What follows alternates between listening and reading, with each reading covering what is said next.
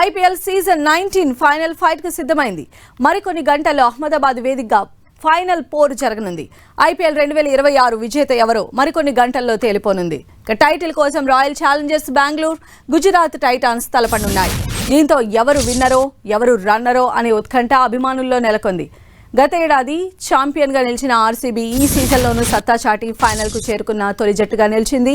Qualifier 1లో RCB చేతిలో ఓటమి పాలైన గుజరాత్ టైటాన్స్ క్వాలిఫైయర్ 2లో నెగ్గి తుది పోరుకు సిద్ధమైంది. వరుసగా రెండోసారి విజేతగా నిలవాలని ఆర్సీబీ ఉవ్విళ్లూరుతూ ఉంటే బెంగళూరుపై ప్రతీకారం తీర్చుకుని టైటిల్ను సొంతం చేసుకోవాలని గుజరాత్ టైటాన్స్ భావిస్తోంది. సొంత మైదానంలో మ్యాచ్ జరుగుతూ ఉండటం గుజరాత్ టైటాన్స్కు కలిసొచ్చే అంశమైనప్పటికీ బెంగళూరు జట్టును అంత తక్కువగా అంచనా వేయలేకపోతోంది జీటీ.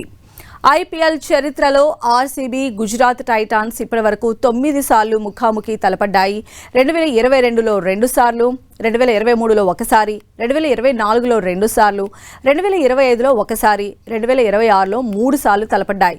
వీటిలో ఆర్సీబీ 5 సార్లు విజేతగా గెలిస్తే గుజరాత్ టైటాన్స్ 4 సార్లు విజయం సాధించింది. ఆర్సీబీ గుజరాత్ టైటాన్స్పై అత్యధికంగా ఒక్క మ్యాచ్లో 254 పరుగులు, అత్యల్పంగా 155 పరుగులు చేసింది. గుజరాత్ టైటాన్స్ బెంగళూరు పైన ఒక్క మ్యాచ్లో అత్యధికంగా 205, అత్యల్పంగా 147 పరుగులు చేసింది. ఈ లెక్కను చూస్తే ఆర్సీబీదే పైచేయిగా కనిపిస్తోంది. ప్రస్తుత సీజన్లో ఇప్పటి వరకు 3 సార్లు ఈ రెండు జట్లు తలపడితే గుజరాత్ టైటాన్స్ 2 సార్లు ఓడిపోయింది.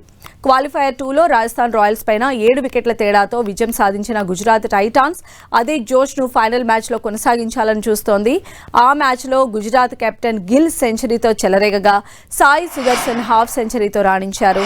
అయితే ఫైనల్లో వీరిద్దరూ విజృంభిస్తే గుజరాత్కు కలిసొచ్చే అవకాశం ఉంది. ఇక వీరి తర్వాత జోస్ బట్లర్ మంచి రిథంలో ఉన్నాడు. ఈ ముగ్గురు పరుగుల వరద పారిస్తే విజయం సాధించే అవకాశాలు ఎక్కువగా ఉంటాయి.